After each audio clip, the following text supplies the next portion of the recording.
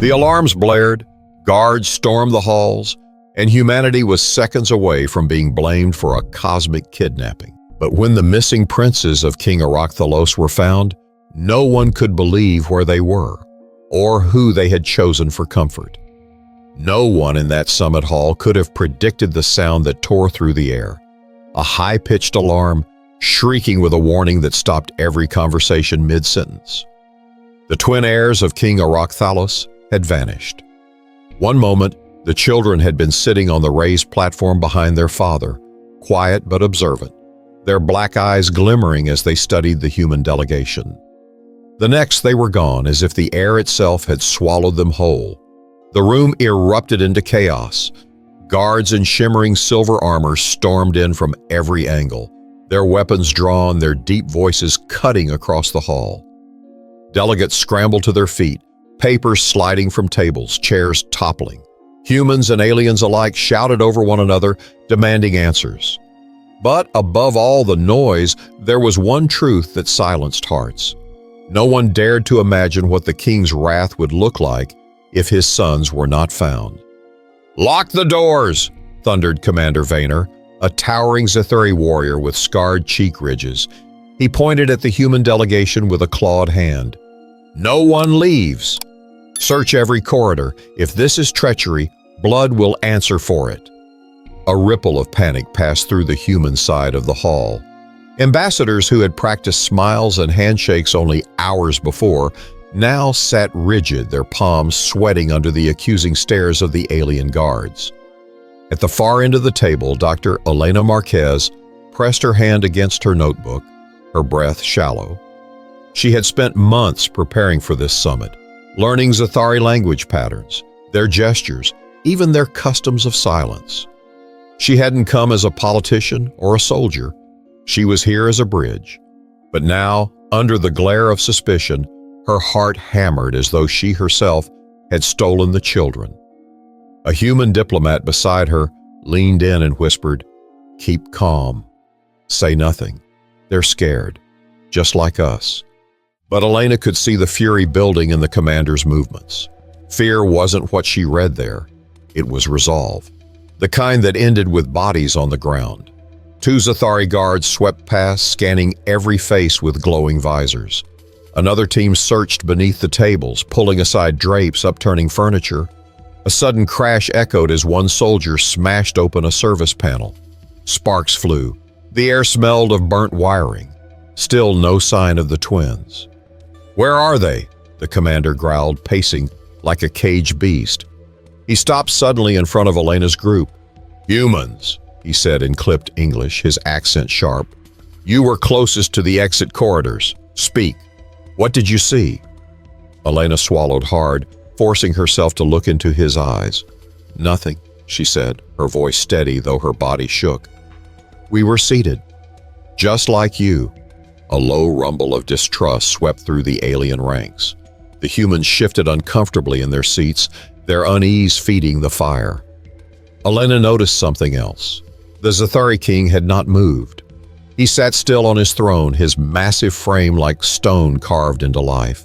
His dark gaze swept over every soul in the chamber, but he did not speak. Not yet. That silence was more frightening than the noise. Every second stretched longer. Every sound, the scrape of boots, the clang of weapons, felt magnified. And with each moment, the weight of suspicion pressed heavier on the humans. A diplomat broke under the tension. "This is outrageous," barked Ambassador Jorgen Steele, slamming his fist on the table. "We came in good faith. If your security can't keep your own heirs safe, don't you dare blame us." The entire room gasped. Guards snapped their weapons upward, beams of red light targeting the ambassador's chest. Elena's stomach dropped. In a heartbeat, this could turn into slaughter. "Stop!" Elena said, louder than she intended. The sound cracked across the room, drawing startled glances. "Accusing won't bring them back. We need to think. We need to act." For a fleeting moment, the commander hesitated. His claws curled and uncurled. Then he barked new orders, sending squads storming down the corridors beyond the hall. The tension in the chamber did not ease. Humans whispered in fearful clusters, and alien guards prowled, searching faces like hunters circling prey. Elena felt her pulse in her throat, each beat a reminder of how easily this summit could collapse into violence. She leaned back in her chair, forcing herself to breathe. But her mind was racing. Where could the boys have gone? They were only children, but children of a warrior king. Surely not easy to steal away. Could they have wandered, hidden? Or had someone inside the hall orchestrated something darker? Her gaze drifted to the throne again. King Arak-Thalos' expression gave nothing away, but his eyes, locked on the humans, burned with an intensity that promised one thing. If his sons were not returned, Earth itself might pay the price. But suspicion was only the beginning. Soon the search would push Elena into the very center of the storm. The heavy chamber doors rattled as they sealed shut, locking everyone inside.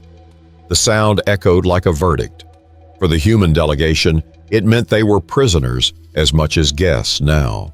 Commander Vanar paced the perimeter with his soldiers, scanning the humans as if each one was hiding a weapon or a lie. His armor shimmered faintly in the artificial light, every movement sharp, every breath deliberate. He stopped at the edge of the human table. "You will answer our questions. Every one of you. No stammering, no lies. The heirs of our king are not toys to be misplaced." Ambassador Steele, still flushed from his outburst earlier, pushed back his chair with a screech. "This is absurd. You think we'd kidnap children during a summit that's meant to build peace?" The commander's lips curled. "Peace? You don't understand peace. You understand leverage, bargains, weapons. Don't insult me with your denials." The room thickened with silence. Even the other human diplomats shrank from Steele's words, afraid that another misplaced sentence could ignite the fury building like dry wood, waiting for a spark. Elena's hands trembled in her lap, but she lifted her chin when Vaynar's gaze landed on her. His visor glowed faintly, scanning her pulse, her breathing, every sign of weakness. She forced herself to speak slowly. "Commander, I work as a xenobiologist. I've spent the past year learning your culture, your language, your people. If I thought anyone had touched your heirs, I'd be the first to speak." Something in her tone, steady, careful, made Vanar pause. He studied her as though weighing her words against the rhythm of her heartbeat. "Then explain," he growled. "Where are they?" "I don't know," she admitted, "but you'll find no answers if you treat us like enemies." The room seemed to exhale. Even some of the guards shifted slightly, though none lowered their weapons. Ambassador Steele scowled, muttering, "We shouldn't even be defending ourselves like this." But Elena cut him a sharp glance. "Unless you'd rather your pride get us killed, keep your voice down." The tension was unbearable. Every whispered exchange felt like it could draw fire. Every creak of boots across the marble floor made Elena's nerves jump. Finally, the king stirred. Arak-Thalos rose from his throne, towering above them all, his presence filling the room like a storm rolling over the horizon. His armor was etched with deep lines of battle, scars from wars older than any human present could remember. "Enough," he said, his voice carrying through the chamber. It wasn't a shout. It didn't need to be. The sheer gravity of it silenced even Steele. The king's black eyes moved slowly over the humans. When they settled on Elena, she felt her breath catch. It wasn't rage she saw there, not exactly. It was calculation, as if he were dissecting her soul with his gaze. "You," he said, pointing a clawed finger. "Come forward." Elena's heart thudded so loudly she thought everyone could hear it. Still, she pushed back her chair and stood. Her legs threatened to betray her, but she forced them into motion. Every step toward the throne felt like walking into a furnace. When she stood before him, she bowed her head slightly, a gesture she had learned from studying Zethar customs. It was risky. Some cultures found mimicry offensive, but she gambled on respect. Arak-Thalos tilted his head. "You know our ways," he rumbled. "I've studied them," she answered softly, "so we might understand one another." The king considered her for a long moment, then turned to Vanar. "Search every chamber. every vent, every hall. But leave her here. I would hear more from her. A murmur swept the room. Some humans gasped, others exchanged wary looks. Elena herself struggled to understand why. Out of all the delegates, why her? Vanar stiffened. My king, with respect, she— Do not question me, Arak-Thalos snapped, his voice cracking like thunder. Vanar bowed his head immediately, retreating with his soldiers to continue the search. Now it was just Elena, standing beneath the gaze of the most feared ruler in the galaxy. The king leaned forward, his claws resting on the arms of his throne. Tell me, human, he said, why do my sons vanish in your presence? And why, when I look at you, do I see no fear of me? Elena swallowed. Every instinct screamed at her to kneel, to submit, to placate him. But she remembered the boys, how they had sat so still, their black eyes darting with childlike curiosity. I am afraid, she said, her voice cracking before she steadied it. But fear will not help your children. If they've wandered, we need to think like children, not soldiers. You may command armies, but I've studied behavior. And I know this. They're looking for comfort. The king's jaw tightened. His silence stretched unbearably long. Finally, he leaned back. Comfort, he repeated, the word alien on his tongue. Yes, Elena said, and if we want to find them alive, that is where we must start. The king's eyes narrowed, unreadable. Then he raised a single hand, and the guards lowered their weapons. But comfort was a fragile thread, and soon the search would drag Elena deeper into suspicion than she ever imagined. The summit compound had been built as a symbol of unity. Smooth white walls, arched corridors lined with banners from both worlds, meeting rooms fitted with translation systems, even gardens designed to blend Earth flora with Zethri plant life. But as the search began, that vision of harmony twisted into something harsher. Every hall echoed with boots, the snap of orders, and the hiss of weapons ready to fire. Elena was escorted down one of the long corridors by two guards, their armor humming faintly with energy fields. She wasn't technically under arrest, but their posture told her she was a suspect. Humans glanced at her as she passed, their eyes filled with silent questions. Why you? What did you do? The search teams moved with ruthless precision. Panels were ripped from walls, ducts scanned with handheld devices, storage closets forced open. Each time a door slammed back against the wall, Elena jumped. Her nerves were stretched taut, but she forced herself to watch closely. She had told the king they needed to think like children. If that was true, she had to be observant, not panicked. As they passed one of the gardens, she stopped. The guards bristled, their claws hovering near their weapons. Wait, she said quickly. Children hide where they feel safe. Look at the garden. There are trees tall enough to climb, water fountains, shadows. That's where I'd go. The guards exchanged glances. One hissed through his teeth, but the other gave a curt nod. They stepped inside. The garden smelled of damp earth and strange blossoms. Alien vines twisted around Earth's oak trees, their petals glowing faintly in the artificial light.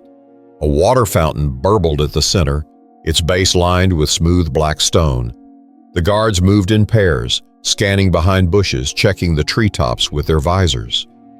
Elena, one guard snapped suddenly, his accent thick. Do not wander. She held her hands up. I'm not. Just looking. Her eyes scanned the fountain.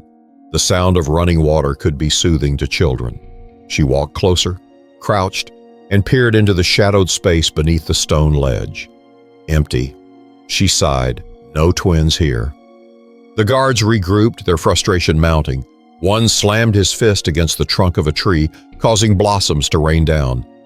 Nothing, he snarled. They are ghosts. Elena straightened. They're not ghosts. They're boys. 6 years old, right? That means curiosity stronger than fear. They didn't disappear. They went somewhere they weren't supposed to. The guard sneered. You speak as if you know them. I don't, she admitted, but I know children. And I know they don't vanish without a reason. Their search moved on. Hall after hall, chamber after chamber. Delegates whispered nervously as guards tore through rooms. One corridor smelled of ozone after a panel was sliced open with a plasma cutter. Another was left littered with shattered vases and overturned chairs. The compound no longer looked like a place for peace. It looked like a crime scene. As they rounded another corner, Elena spotted Ambassador Steele standing with two other humans, arguing furiously with a group of guards. His voice carried down the hall. "You think locking us in here like cattle will get you answers?" Steele barked. "You're making enemies, not allies." One of the guards stepped forward, raising his weapon. "Ambassador," he growled, say another word, and I end your breath." Elena hurried forward. "Stop," she said sharply, stepping between them. "This won't help anyone. Threats won't bring the boys back." Steele glared at her. "And what do you suggest, Dr. Marquez? That we just bow our heads and let them treat us like criminals?" Elena kept her voice calm but firm. "I suggest we don't get ourselves killed while two children are still missing. Do you want to help them or prove a point?" For once, Steele didn't have an immediate answer. He muttered under his breath and turned away, his fists clenched. The guard lowered his weapon reluctantly. He studied Elena for a long moment, then said, "You speak boldly for a human." "Because I want the same thing you do," she said, "to see them safe." The guard didn't reply, but he didn't stop her either when she walked past. That was something. Hours seemed to bleed together. The search spread through kitchens, storage vaults, ventilation shafts. At one point, the lights flickered, plunging the hall into momentary darkness. A chorus of weapons charged in response, but when the lights returned, there was still no trace of the boys. Elena leaned against a wall, exhausted. Her throat was dry, her legs aching, but her mind kept circling one thought. They didn't leave the compound. They chose somewhere. Children didn't think like soldiers. They thought like seekers of comfort. Her instincts told her they weren't hiding out of fear. They had gone looking for something, or someone.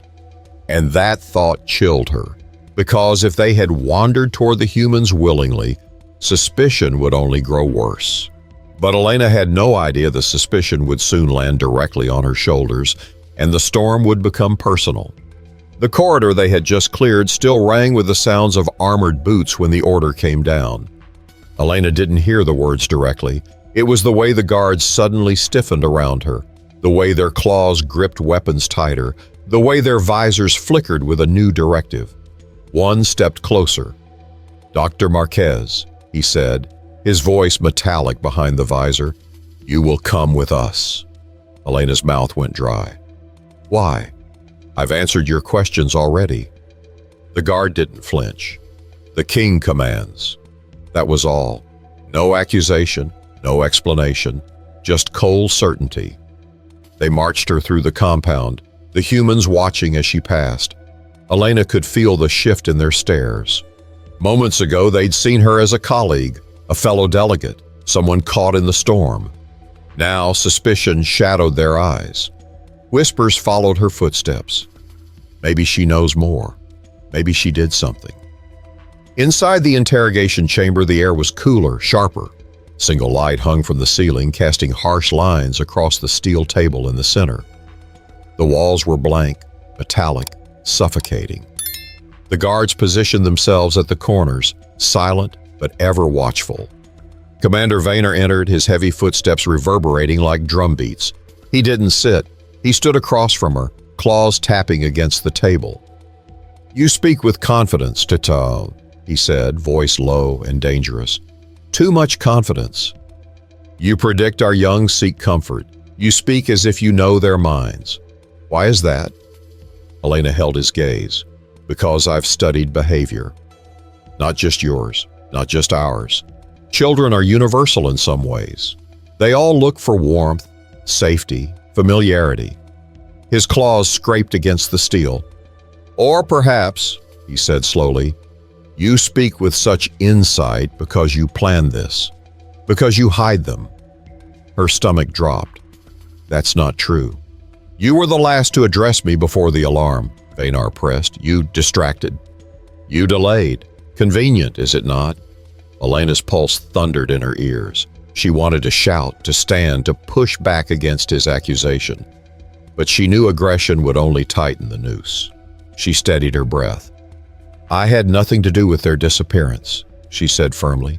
If you think I'm lying, check my quarters, my recordings, my movements. Vanar leaned forward until his face was inches from hers. His breath smelled of iron and something acrid, alien. Do you know what happens, he asked, when someone touches what belongs to the king?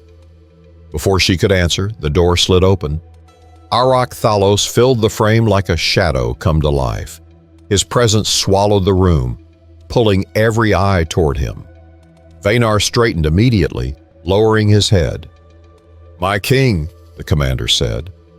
Arak-Thalos said nothing at first. He strode forward, the air thick with the weight of his authority, and fixed his gaze on Elena. Leave us, he commanded. The guards hesitated. Even Vanar looked uncertain. But the king's voice cracked like stone breaking. Now. Within seconds, the room emptied, leaving only Elena and the king. The silence was suffocating.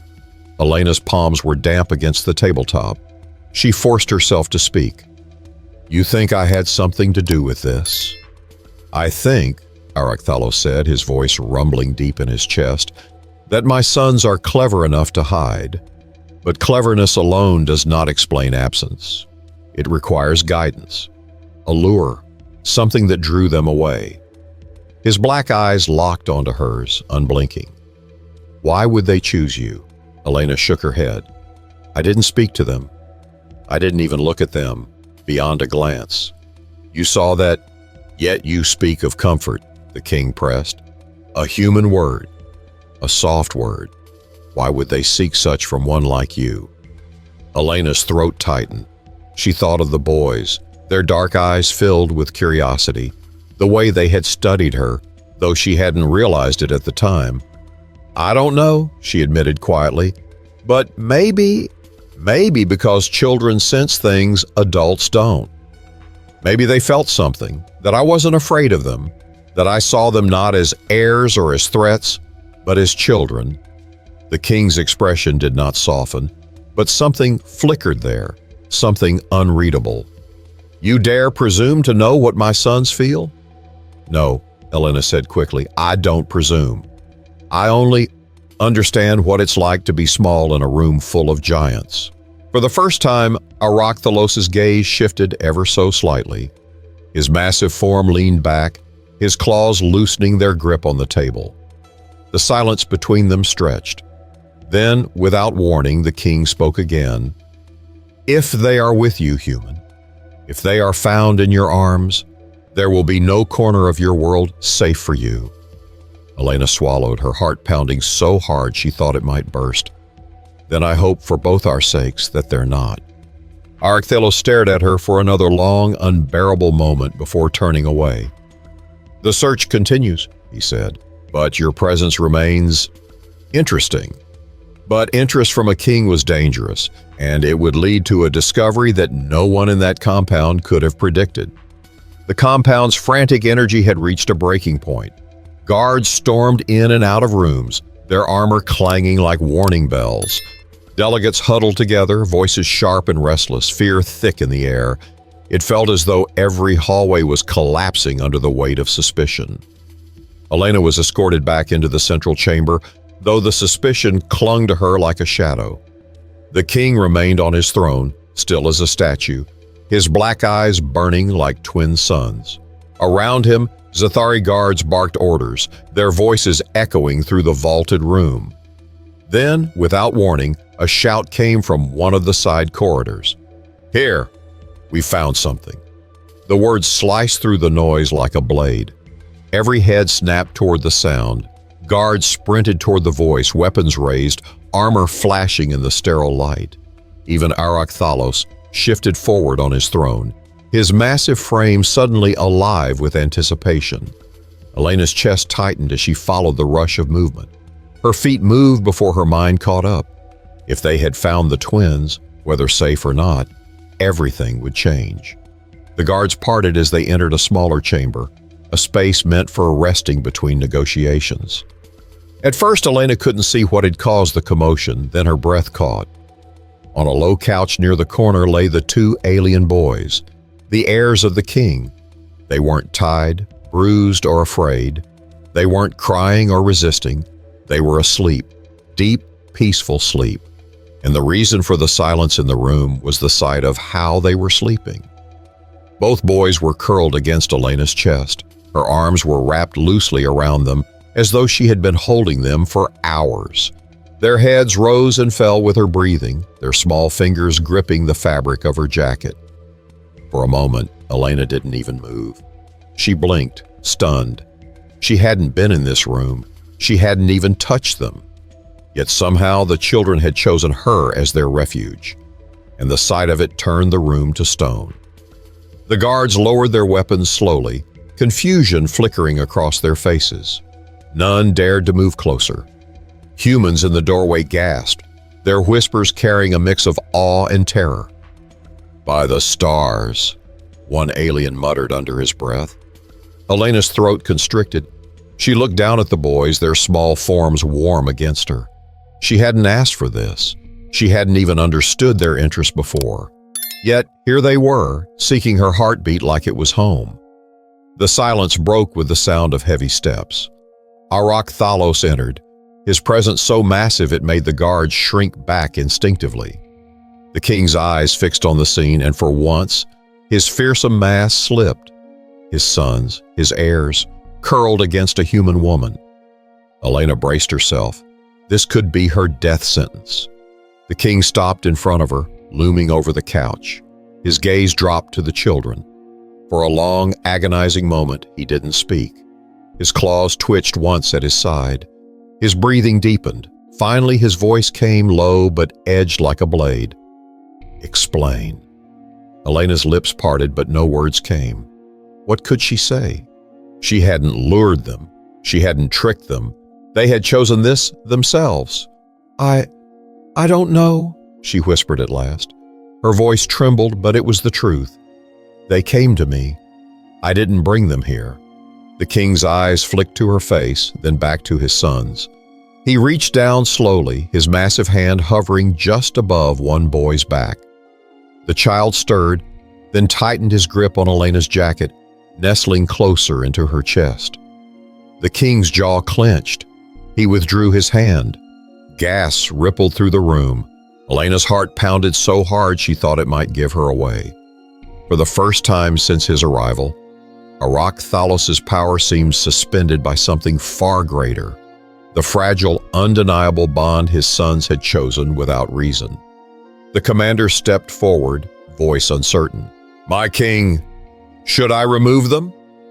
Arak-Thalos' eyes narrowed, his voice a low growl. "Touch them, and you lose your hands." The room froze. Elena stared up at the king, hardly able to believe what she had heard. His words weren't meant for her, but they protected her all the same. The silence stretched again. Then Arak-Thalos turned to the others. "Leave us," he commanded. One by one, the chamber emptied, though not without furtive glances, and whispered disbelief. Elena remained on the couch, the twins curled against her heartbeat. The king standing only a step away. When the last soldier left, the doors sealed. The king spoke again, his voice quieter now, but no less dangerous. "You will tell me, human, why my sons find shelter in you, because I do not understand it, and I will not accept ignorance as an answer." Elena looked down at the children, their small hands clutching her jacket, their breathing steady against her. She swallowed hard. "Maybe, because to them, I don't see heirs. I don't see princes. I see children who needed someone." The king's eyes burned. "And what does that make you?" Elena hesitated. Then she lifted her gaze to his, the one who didn't turn them away. But being chosen by the heirs would not earn safety. It would place Elena at the heart of a storm where survival meant more than truth. The chamber was silent, save for the steady rhythm of the children's breathing. Elena sat frozen on the couch, her arms still around the twins, while King Arak-Thalos loomed over them. He looked like a creature carved from stone and steel, every line of his body forged in war. Yet something about the sight before him made the edges of that armor falter. No one in the galaxy had ever seen him hesitate. But now, hesitation hung in the air like smoke. Elena shifted slightly, her voice breaking the silence. "They're safe. That's what matters." The king's gaze snapped to her, sharp as a blade. "Do not speak as though you claim credit for their safety." Her throat tightened. "I'm not. She glanced at the twins. "I don't know why they came to me." But they did. Arak-Thalos' eyes lingered on his sons. Their pale, ridged brows were relaxed, their small bodies draped against Elena like they had always belonged there. It was a vision that clashed violently with everything the king had built his life upon: fear, dominance, absolute control. His son should have clung to him, not to a human woman whose world was barely considered civilized in his eyes. He lowered himself slowly, crouching until his massive form was level with them. His clawed hand hovered once more over the nearest child, the boy's small back rising and falling with each breath. Arak-Thalos' fingers twitched, as though torn between reclaiming his sons and leaving them untouched. Elena whispered, "If you wake them suddenly, they'll cry. Let them sleep a little longer." The words slipped out before she could stop them. She half expected to be struck down for daring to give the king advice, but instead, he froze, his gaze shifting back to her. "You speak as though you know them," he said slowly. "I don't," Elena admitted, "but I know children. They're all the same in some ways. Fear and comfort guide them more than duty or honor. Right now, they've chosen comfort." The king's jaw tightened, muscles flexing along his neck. His entire life had been built around the idea that duty came before all else, that his sons would be heirs shaped in his image, molded into warriors fit to rule. Yet here they were, finding safety in a human heartbeat. He stood abruptly, his towering frame casting Elena in shadow. "Do you think this makes you favored?" he demanded. Elena shook her head quickly. "No, it makes me a witness. That's all." His eyes narrowed, studying her face as if searching for deception. He had crushed entire worlds for less than this, for far smaller threats. But something stayed his hand now, something unspoken and fragile. "You are dangerous," he said finally. "Not because you wield power, but because you don't. My sons, they should not choose you." Elena swallowed hard. Maybe it isn't about should or shouldn't. Maybe they chose because, for a moment, they didn't feel like heirs. They just felt like children, and children look for someone who won't turn them away.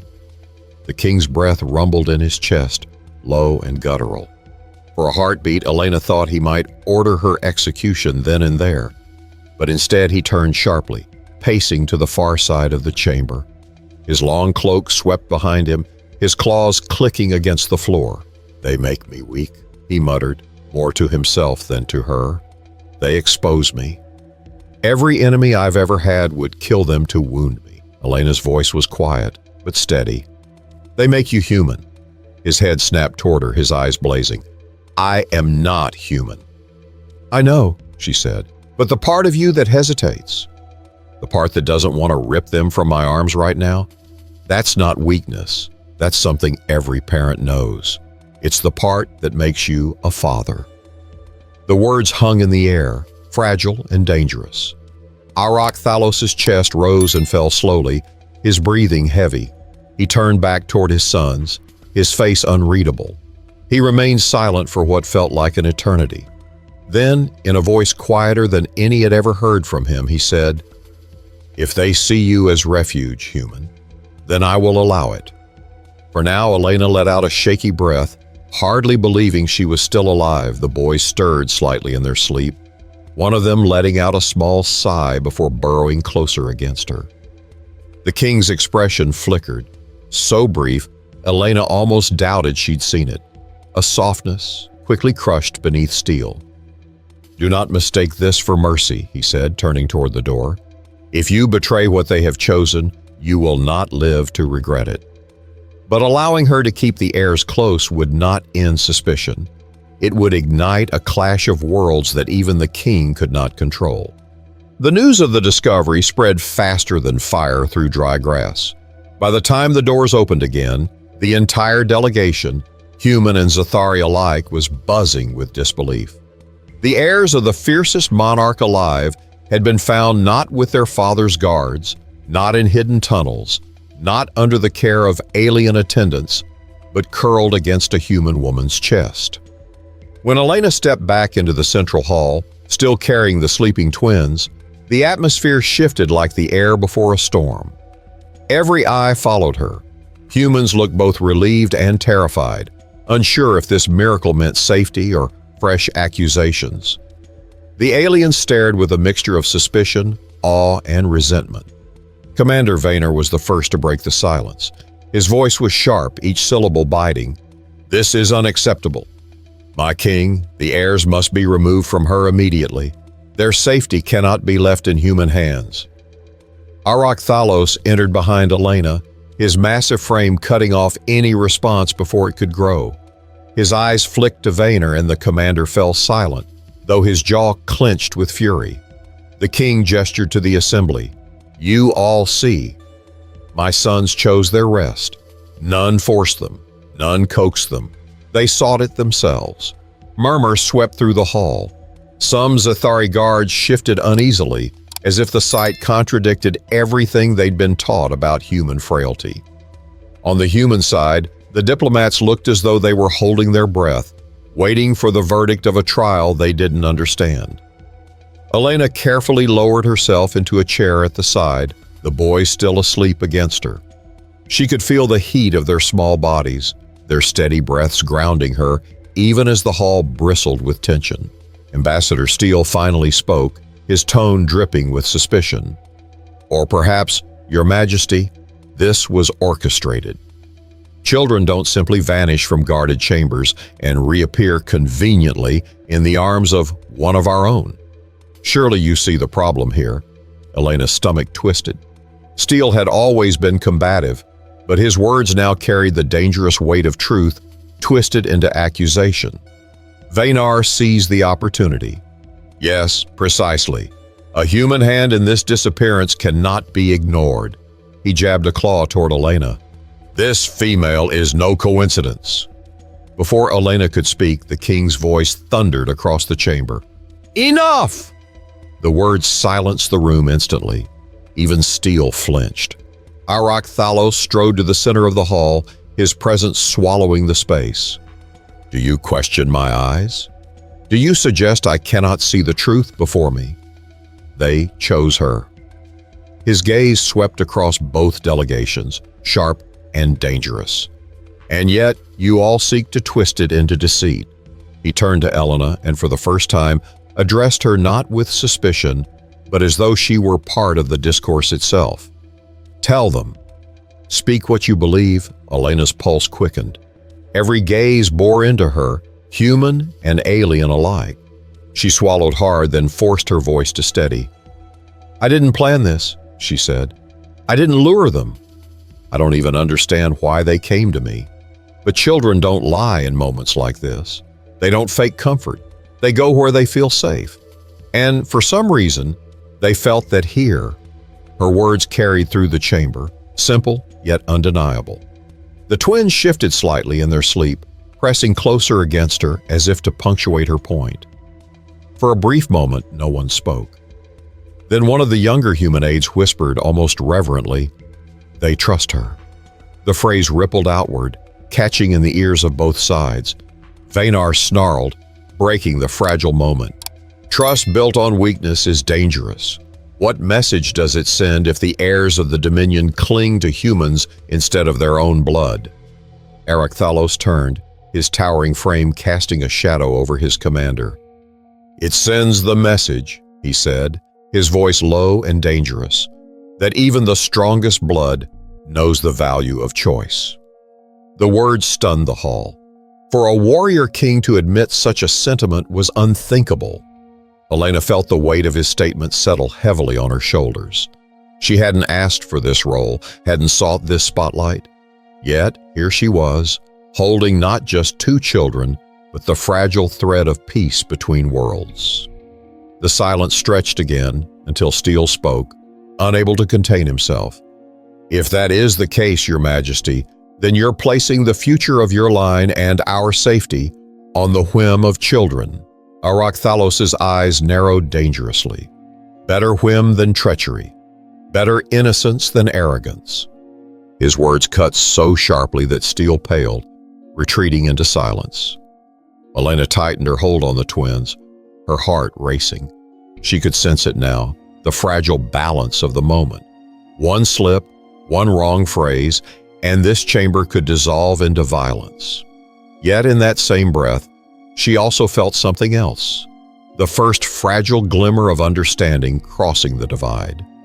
But fragile glimmers could shatter easily, and the next moment would test whether that spark could grow or be extinguished in blood. The twins finally stirred, their small bodies shifting as if they sensed the storm of words swirling around them. One rubbed his eyes, letting out a soft murmur in his native tongue. The other clung tighter to Elena's jacket, refusing to let go. For a moment, the hall held its breath, watching the heirs wake in the arms of a human woman, as though the entire future of two civilizations hinged on what came next. Elena bent her head slightly, speaking softly in words she knew the boys would understand. "It's all right. You're safe." Her voice carried a gentleness that seemed to echo louder than the debates of politicians and soldiers.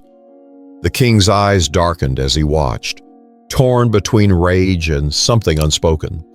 His fists flexed at his sides, claws catching the light. The entire room waited for his reaction, but he said nothing. Not yet. The older of the twins blinked up at her, then turned his head and reached toward his father.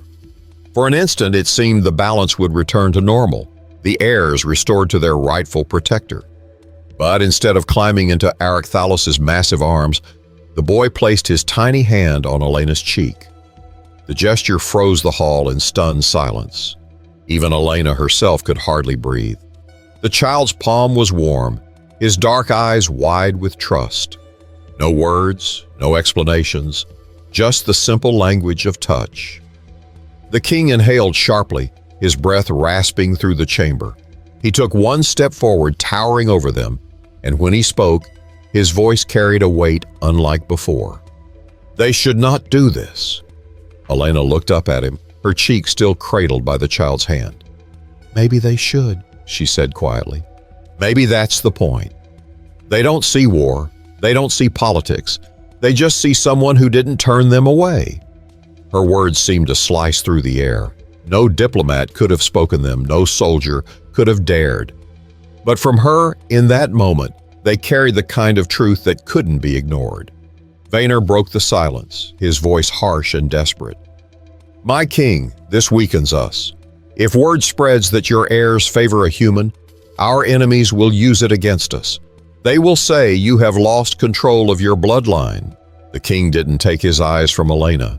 His voice, when it came, was low and deliberate. "Then let them speak. Control is not what binds blood." The hall trembled with shock. Zathari culture revolved around control, discipline, strength, absolute command. To hear their ruler reject it so openly was unthinkable. Elena felt the shift as clearly as a gust of wind. She realized the king wasn't only speaking to his commander or his court, he was speaking to himself, grappling with a truth he could no longer deny. She lowered her gaze to the twins again. They were fully awake now, their small fingers tugging at the sleeve of her jacket, their dark eyes flicking between her and their father. She smiled softly, brushing a strand of hair from one boy's face. "They're not pawns," she said. "They're children. And children teach us things we don't want to admit, things we need to learn if we want to survive." Arak-Thalos studied her in silence. For once, he looked less like a warlord and more like a man wrestling with something he couldn't conquer. At last, he turned his head toward the humans, his deep voice resonating across the chamber. "You see, my sons chose. Not through deceit, not through force, but through instinct. This is what you offer. The human diplomat shifted uncomfortably, unsure if his words were praise or condemnation. Steele pressed his lips together, clearly unwilling to provoke further. Then the king looked back at Elena. His next words felt heavier, like iron dropping into water. You will remain close to them, not as kin, not as guardian, but as presence. I will see what they see in you. Elena blinked. The weight of responsibility landed on her shoulders like a mountain. She hadn't asked for this, hadn't sought it, but now she was tethered to the heirs by something no treaty could replace. She nodded slowly. Then I'll do everything I can to honor that. The king's expression shifted almost imperceptibly. For a fraction of a second, there was a flicker, something softer, hidden deep within the scars of his face. Then it was gone. The chamber remained hushed. Soldiers who had been ready to kill only hours ago now stood in silent witness to a change none of them could quite define. Elena felt the twins' weight against her, their small hands holding fast. And for the first time since the alarms had sounded, she allowed herself to breathe fully. But peace in that chamber was fragile, and outside its walls the political storm was already gathering, waiting to test whether this fragile bond could survive the world beyond. By the next morning, the summit compound no longer felt like a place for dialogue. The air was heavy with suspicion, and the corridors buzzed with hurried footsteps, clipped conversations, and the ever-present thud of Zathari boots. Word of the twins' strange choice had spread beyond the chamber, carried by whispers that grew sharper with each retelling. On the human side, the reaction was mixed. Some saw Elena as a miracle, a bridge no diplomat could have built. Others saw her as a liability, a target painted squarely on humanity's back. Steele predictably fell into the latter camp. "You've made us look weak," he spat in a hushed conversation with Elena. They stood in a narrow service corridor, his voice harsh, his expression twisted with disdain. "Instead of negotiating from strength, now we look like babysitters. Do you realize what they'll say back home? That our fate was decided by a woman who cradled alien children?" Elena stiffened, exhausted and raw from the previous night. "I didn't plan this," she replied. "I didn't ask for it. But the truth is, the children chose. That's more powerful than anything you or I could script into a treaty." "Powerful?" Steele barked a bitter laugh. "It's humiliating." Her eyes hardened. "Or maybe it's the first honest thing to happen here." Before Steele could reply, heavy footsteps cut through the hall. Zathari guards approached, their armor gleaming under the sterile lights. "Dr. Marquez," one announced, "the council requests your presence." Now Steele sneered, muttering, "Of course they do," before storming off in the opposite direction. Elena followed the guards into the council chamber, where representatives of both species had gathered. The room was thick with tension. At the head of the hall stood Arak-Thalos, his sons awake now and seated on either side of his throne. They looked small in the vastness of the room, but their eyes tracked every movement, especially Elena's. Vanar wasted no time. "My king, with respect, this is folly. Word has already spread among our fleets. Some see this human woman as a corrupter, others as a symbol of weakness. If we do not act decisively, we risk rebellion within our ranks." Murmurs of agreement rose from the Zathari delegation. On the human side, Ambassador Steele leaned forward. "And our people are already demanding answers. They want to know why one of ours is suddenly entangled with the heirs of your dominion. If this is seen as manipulation, if they believe we staged this, we could lose what little trust we had left." The king raised a hand, silencing both sides. His voice carried with the force of command, but underneath it was something else, an edge that hadn't been there before. "Enough. My sons chose this human, that is fact. You cannot twist it into conspiracy without proof." "But Majesty," Vanar began. Arak-Thalos' claws struck the arm of his throne with a metallic crack. "Do you challenge the instincts of my blood?" The room fell silent. Vaner's jaw worked, but he lowered his head, swallowing his protest. The king turned his gaze to Elena. "You, speak. What do you see in this summit now that my sons have tied themselves to you?" Elena's mouth went dry. Every word mattered. She glanced briefly at the twins. They sat straighter as her eyes met theirs, as if silently urging her forward. She took a breath. "I see an opportunity," she said. "Not for advantage, not for leverage, for understanding. Your sons didn't choose me because I'm human. They chose me because I didn't treat them like symbols or weapons. If that lesson is ignored, then peace will never be possible. Not between us, not anywhere." The hall buzzed with reaction. Some aliens hissed disapproval, some humans shifted uneasily. But Arak-Thalos remained focused on her, his expression unreadable. One of the Zathari counselors leaned forward, his voice cutting. "And what happens when your people use this moment to claim superiority? To paint themselves as saviors of our heirs?" Elena steadied her voice. "Then they'll be wrong, because I'm not a savior. I'm just human, and sometimes that's all it takes to change how a child feels." The blunt honesty caught the council off guard. No rehearsed speech, no hidden agenda, just raw truth. The king rose slowly, his massive frame towering over them all. His sons looked up at him, their faces open, unguarded. He glanced once at them, then back to the council. "This summit is no longer about trade or borders," he declared. "It is about trust. My sons saw what none of you could, that trust cannot be commanded or forced. It must be chosen." The hall erupted with conflicting voices. Outrage, disbelief, murmurs of cautious hope.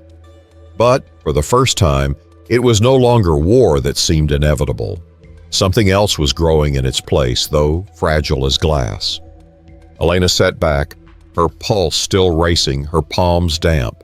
She hadn't solved anything, she hadn't ended the danger.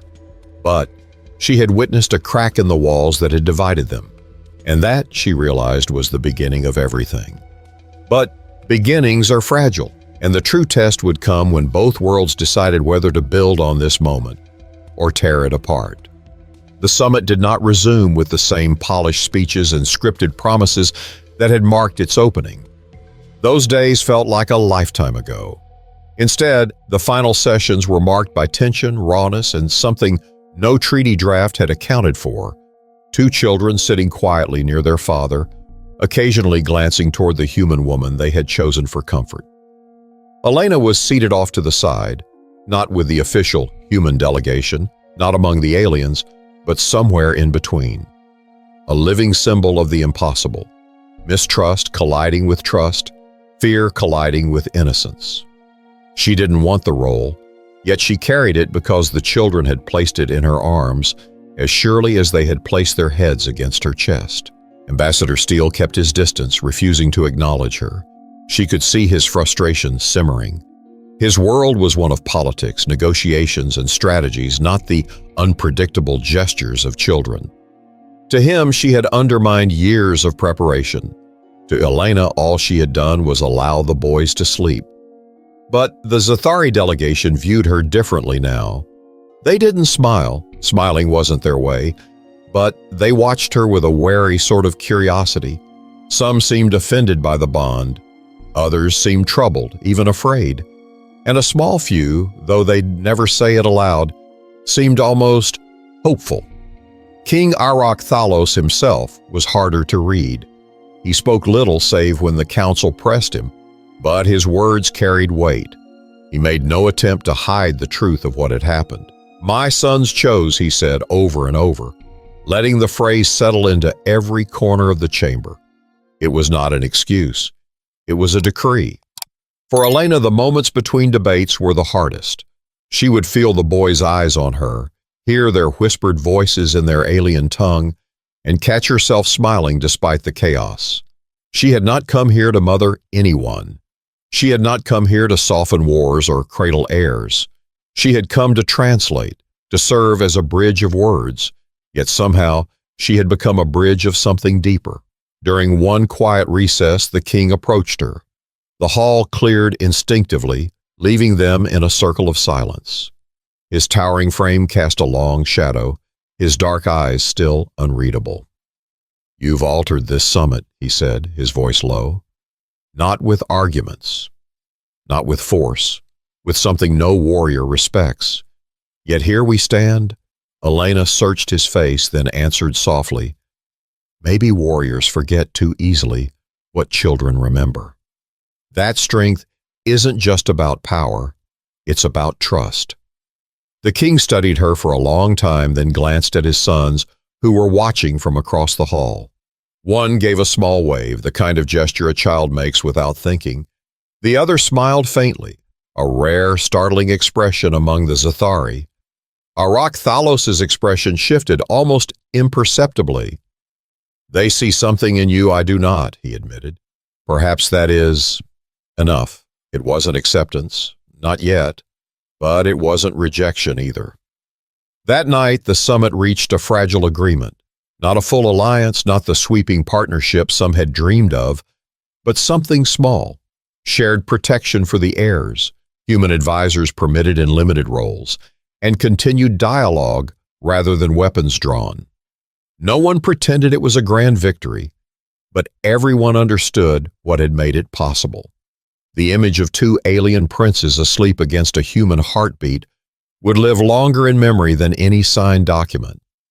When Elena finally returned to her quarters, she felt the exhaustion wash over her. She sank into the chair, her body heavy, her mind racing.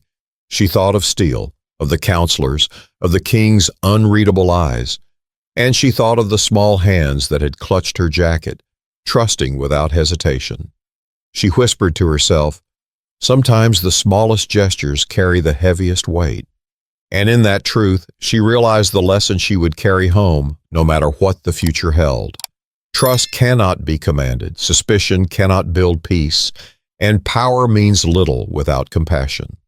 For all the fear, suspicion, and danger, one moment of simple choice, a child's choice, had shifted the course of two worlds.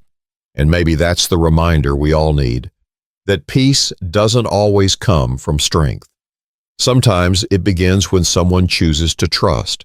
So if this story left you thinking about the power of choice, about how the smallest moments can ripple outward and change everything, don't just carry that thought alone. Share it, talk about it, and remember it the next time you're caught between suspicion and trust. And if you want more stories that remind us of these fragile but powerful truths, make sure to subscribe so you won't miss what comes next.